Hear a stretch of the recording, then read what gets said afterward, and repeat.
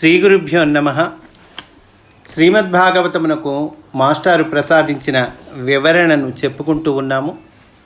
అందులో భాగంగా విరాట్ స్వరూపము ఏర్పడుట అనేటువంటి అధ్యాయంలో మనం ఉన్నాము.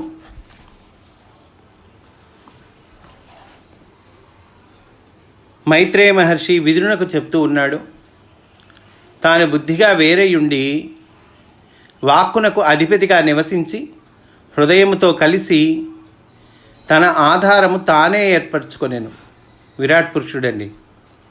దానివలన జ్ఞానమునందును కర్తవ్యమునందును శాస్త్రమునందును మేల్కాంచుట ఏర్పడెను. దీనినే బోధ అందురు. శాస్త్రము యందు మేల్కాంచటము, దాన్ని బోధ అంటారట. దీనివలన చెప్పుట, వ్రాయుట, వినుట, చదువుట, అర్థము చేసుకొనుట అనునవి ఏర్పడెను. తనలో కొంత భాగము చిత్తముగా శక్తిగా వేరయ్యను. తనలోనే కొంత భాగం అంటండి చిత్తముగా శక్తిగా వేరైనట. అందు తాను బ్రహ్మగా అవతరించెను. బ్రహ్మ చిత్తముతో కలిసి ఇంద్రియములను బ్రహ్మ చిత్తముతో కలిసి ఇంద్రియములను ఉపయోగించుకొని విజ్ఞానమును ఆర్జించుకొనుట యందు మేల్కాంచెను. ఈ విరాట్ పురుషునకు తలయు పాదములు తనలో భాగములుగా వేరయ్యను. ఆయనకి తల పాదాలు ఆయనలో భాగంగా వేరయ్యేట. తలయందు స్వర్గము అను లోకం ఏర్పడెను. ఆయన తలయందు స్వర్గం అనేటువంటి లోకం ఏర్పడిందండి. ఏమంటే స్వర్గం అంటే ఏంటి? మాస్టర్ ఇస్తున్నారు ఇక్కడ. స్వర్గం అంటేట ప్లస్ వర్గము లేక చక్కగా వర్గీకరణము చేసుకొనుట, అదండి స్వర్గం అంటే. చక్కగా వర్గీకరణము చేసుకోవటం, బైఫర్కేషన్ చేసుకోవటం ఏదో అదట స్వర్గం అంటే.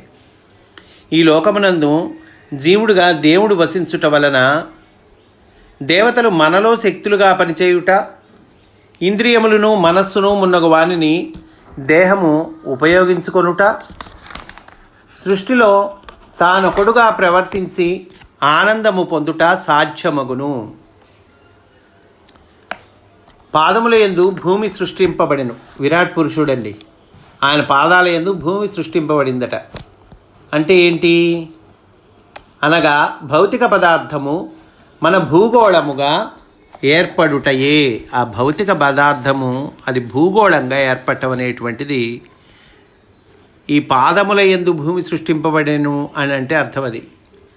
దీనివలన దేవతలు మున్నగు వారు భౌతిక రూపములతో నిలబడుట సాధ్యమగుచున్నది. కనుక భౌతిక రూపాలతో నిలబడటం అనేటువంటిది దీనివలన సాధ్యమవుతోంది. దేనివలన? ఆయన పాదముల యందు భూమి సృష్టింపబడెను, దానివలన సాధ్యమవుతోందండి. నాభి యందు గగనము ఏర్పడెను.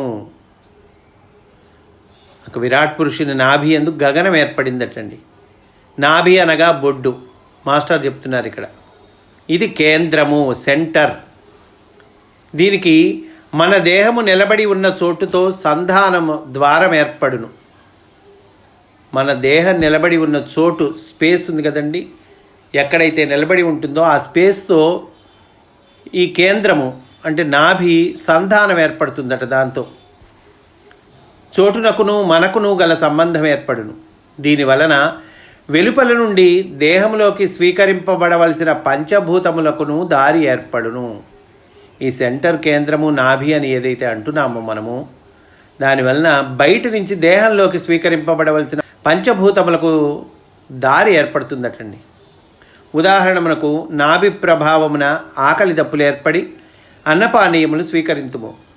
ఆకలి దప్పిక ఏర్పడి అన్నపానీయాలు మనం ఆకలి వేస్తుంది తింటుంటాం, దప్పికేస్తుంది తాగుతుంటాం. ఇది నాభి ప్రభావాన జరుగుతుందటండి. నాభి అందలి శక్తి కుంటుపడినచో ఆకలి దప్పులు నశించును.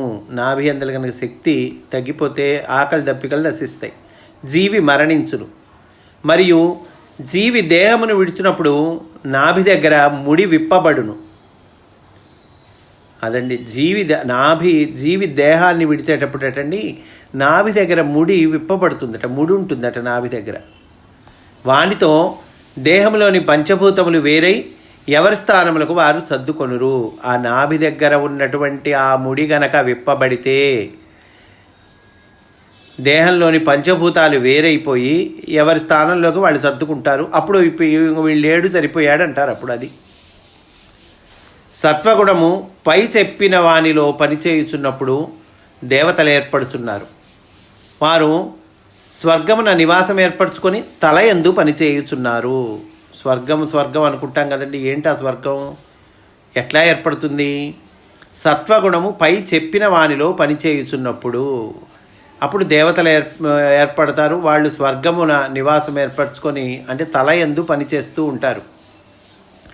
రజోగుణము పనిచేయుచున్నప్పుడు మానవ ప్రజ్ఞలను జంతువుల ప్రజ్ఞలను పుట్టి దేహమునందు ఆయా స్థానములలో పనిచేయుచుందురు. తమోగుణము పనిచేయుట వలన భూతములు మున్నగువారు పుట్టుదురు. అంటే ఇన్స్టింక్ట్స్, రిఫ్లెక్సెస్ అండ్ ఎమోషన్స్ అండి. భూతములు మొదలగు వారు పుట్టుదురంటే వీరు రుద్రుని పరివారం. వీరు భూమికి గగనమునకు నడుమ గల అంతరిక్షమునందు వసింతురు. రుద్రుని పరివారం వీళ్ళు. ఈ భూతాలు అనేటువంటి వీళ్ళు భూమికి గగనమునకు ఆకాశమునకు నడుము గల అంతరిక్షమునందు వసింతుట. కనుకనే వీరందరికీ నాభి కేంద్ర స్థానము. జీవుని ప్రజ్ఞ నాభి యందు పనిచేయుచున్నప్పుడు జీవుడు ఆవేశ స్వభావము కలవాడై తీవ్ర రోషాదులు కలిగి ఉండును. ఆ ప్రజ్ఞట్ అండి, జీవుడికి ఉన్నటువంటి ప్రజ్ఞ నాభి యందు పనిచేస్తున్నప్పుడు ఏమవుతాడు? ఆవేశ స్వభావం కలవాడవుతాడు, తీవ్ర రోషాదులు కలిగి ఉంటాడట. అతడే తమోగుణ స్వభావుడు. జీవుని ప్రజ్ఞ శరీర ధర్మమునందు ప్రవర్తించున్నప్పుడు మానవుడిగా ఉండి ప్రజ్ఞ మధ్యస్థముగా ఉండును. కనుక సంసార జీవులైన మానవులు రజోగుణ స్వభావులు. జీవుని ప్రజ్ఞకు శిరస్సు హృదయము ముఖ్యస్థానములైనప్పుడు సత్వగుణమునందు పనిచేయుచు దివ్య లక్షణములు కరవారై తపస్సు, దానము, రక్షణము, దేవుని యందు నమ్మకము, ధర్మ ప్రవర్తనము, వైరాగ్యము కలిగి మోక్షస్థితిలో జీవింతురు. మోక్షస్థితిలో జీవించే వాళ్ళు ఎవరండి? ఎట్లా అవుతుంది అది అని అంటే కనుక సంసార జీవులైనటువంటి మానవులట మామూలుగా రజోగుణ స్వభావులు. జీవుని ప్రజ్ఞకు శిరస్సు, హృదయము ముఖ్యస్థానాలు. ఆ ముఖ్యస్థానాలైనప్పుడు అంటే శిరస్సు, హృదయం కనుక ముఖ్యస్థానాలైనప్పుడు ఏమవుతుంది? సత్వగుణమునందు పనిచేయచ్చు వాళ్ళు దివ్య లక్షణాలు కలవారైతే ఉంటారట. చక్కగా మోక్షస్థితిలో జీవిస్తూ ఉంటారట. ఈ మొత్తమును విప్పి చెప్పుటకై నోరు యంత్రముగా పనిచేయును. విరాట్ పురుషుని నోటి నుండి ఈ సమస్త విజ్ఞాన కోశము మనకు అందునట్లు వెలవడును. దీనినే పెద్దలు వేదము అందురు. సృష్టింపబడిన వివిధ అంశములన్నీ భగవంతుని అంతర్యామిత్వము వలన పరస్పర సంబంధము కలిగి ఒకే మొత్తముగా ఏర్పడును. దానినే విరాట్ స్వరూపమైన అండము అందురు. అదండి విరాట్ స్వరూపమైన అండం అంటారట. దేన్నంటారు? సృష్టింపబడిన వివిధ అంశములు, మనం తత్వాలు అవి ఇవి చెప్పుకున్నాం కదండి. వివిధ అంశములు సృష్టింపబడతాయి. ఇవన్నీ ఈ సృష్టింపబడిన వివిధమైనటువంటి అంశములన్నీ కూడా భగవంతుని అంతర్యామిత్వము వలన పరస్పర సంబంధం కలిగి ఒకే మొత్తంగా ఏర్పడతాయిట. దానిని విరాట్ స్వరూపమైన అండం అంటారు. మనం తల్లి గర్భంలో పుట్టినప్పుడు, తల్లి గర్భమున పడినప్పుడు కూడా పై చెప్పిన శక్తులన్నీ తల్లి గర్భములోని రసాయనిక పదార్థముల సంయోగములై శక్తులతో కలిసి ఇదే మార్పులను చెంది అండం ఏర్పడును. తల్లి గర్భంలో పడేటప్పుడు కూడా ఇదే జరుగుతుందండి. పడిన తర్వాత ఏమవుతుంది? తల్లి గర్భంలో ఏం జరుగుతుందండి?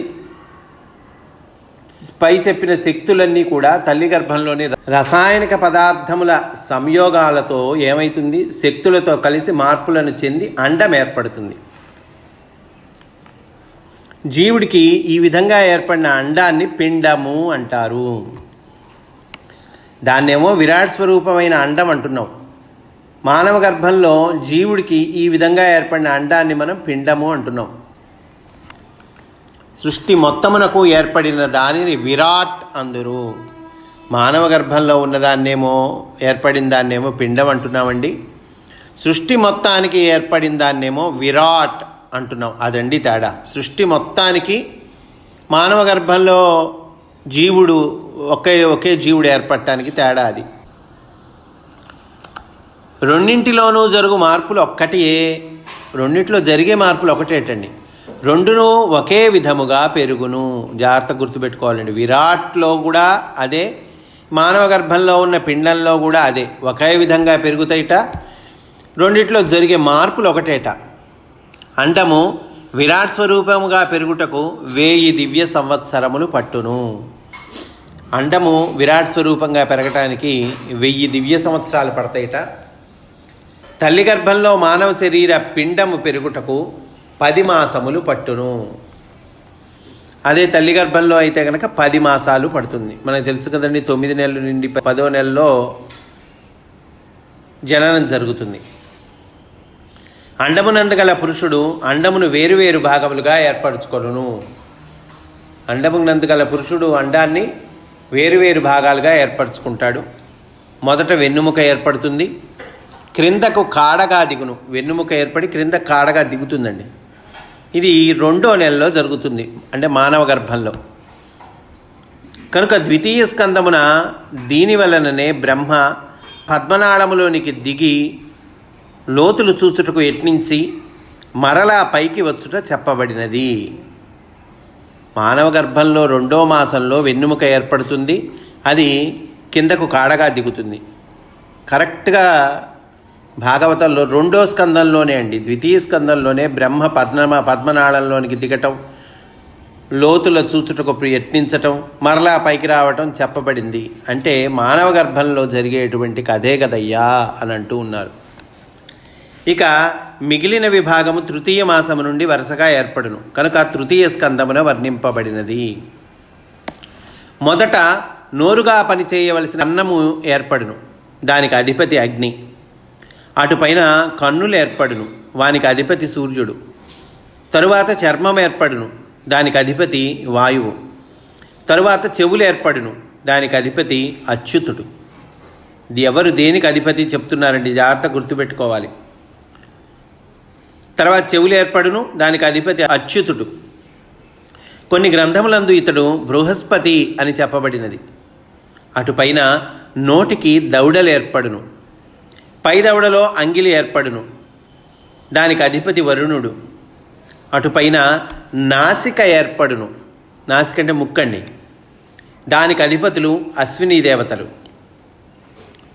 చర్మమున రోమములను మొలకలు ఏర్పడును, వానికి అధిపతులు ఓషధులు లేక మొక్కలు. అటుపైన రహస్యావయవము ఏర్పడును, దానికి దేవత ప్రజాపతి. అటుపైన మలద్వారం ఏర్పడును, దానికి అధిపతి మిత్రుడు. తరువాత బాహువులు ఏర్పడును, వానికి అధిదేవత ఇంద్రుడు. తరువాత పాదములు ఏర్పడును, వానికి అధిదేవత విష్ణువు. ఈ లోపున హృదయముగా కేంద్రము పనిచేయుచుండును, దాని నుండి మనస్సు వేరగును, దానికి అధిదేవత చంద్రుడు. ఆ హృదయం నుండే బుద్ధి వేరగును, దానికి అధిపతి బ్రహ్మ. ఇట్లు దేహమేర్పడి అధిదేవతలు తమ తమ స్థానములను స్థిరపరుచుకొనిన తర్వాత ప్రజ్ఞ మొత్తము 3 ప్రధాన విభాగములుగా అగును. మనం చెప్పుకున్నాం, దేహం ఏర్పడటం, దేహంలో వివిధ రకాల భాగాలు, దానికి అధిదేవతలు ఎవరు చెప్పుకున్నాం కదండి. ఏ భాగానికి ఎవరు అధిదేవత కూడా చెప్పుకున్నాం. కనుక ఇలా దేహం ఏర్పడి అధిదేవతలు తమ తమ స్థానాలను స్థిరపరచుకున్న తర్వాత ఏం జరుగుతుంది? ప్రజ్ఞ ఉంది కదండి, ఈ ప్రజ్ఞ మొత్తం 3 ప్రధాన విభాగాలుగా అవుతుందట. మొట్టమొదటి స్వర్గము అన్నారు. స్వర్గం అంటే ఏంటి? ది ప్లేన్ ఆఫ్ హార్మోనీ, ఇంగ్లీష్లో చెప్తే ది ప్లేన్ ఆఫ్ హార్మోనీ. రెండవది ఆకాశము అన్నారు. ఆకాశం అంటే the plane of forces and intelligences, the plane of forces and intelligences. మూడవది భూలోకము అన్నారు, అంటే the plane of matter and its forces. కనుక తెలుగులో చెప్పుకుంటే కనుక 3 విభాగాలుగా ప్రజ్ఞ, 3 విభాగాలుగా అవుతుంది ప్రజ్ఞ. 1 స్వర్గము, 2 ఆకాశము, 3 భూలోకము. ఇందు స్వర్గమునకు శిరస్సు కేంద్రముగా పనిచేయును, ఆకాశమునకు నాభి కేంద్రముగా పనిచేయును, పృథివికి పాదములు పీఠముగా పనిచేయును. ఇందు స్వర్గమున దేవతలు సత్వగుణ ప్రధానులై పనిచేయుదురు. స్వర్గంలో దేవతలు సత్వగుణ ప్రధానులై పనిచేస్తూ ఉంటారండి. స్వర్గం అంటే ఏం లేదు, ది ప్లేన్ ఆఫ్ హార్మనీ. భూలోకమున రుద్రుని అనుచరులైన భూతములు మొదలగు వారు తమో గుణముతో పనిచేయుదురు. నరజన్మమెత్తిన వారు తమ తమ కర్మఫలములను బట్టి ఈ 3 లోకముల ప్రజ్ఞలలో ఏదో ఒక దాని యందు ప్రధానముగా జీవింతురు. నరజన్మ ఎత్తిన వాళ్ళు ఏం చేస్తారండి, వాళ్ళ కర్మఫలాలను బట్టి ఈ 3 లోకముల ప్రజ్ఞలలో ఏదో ఒకదాని యందు ప్రధానంగా జీవిస్తూ ఉంటారు.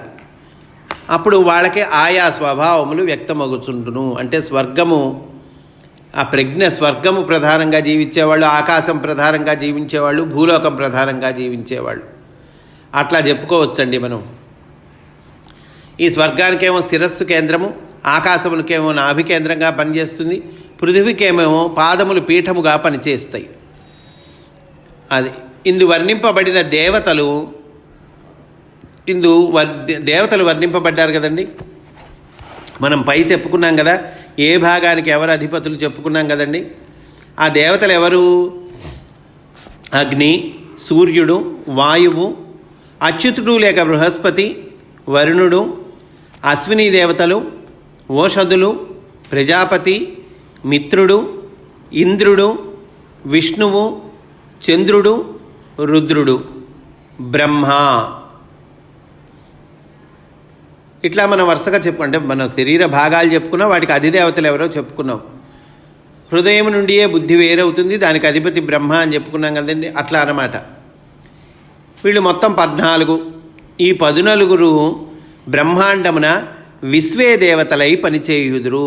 ఈ చెప్పుకున్న 14 మంది అగ్ని, సూర్యుడు, వాయువు అంటే ఒక్కొక్క భాగానికి ఒక్కొక్కళ్ళు అధిపతులు, మొత్తం 14 మంది అని చెప్పుకున్నామండి.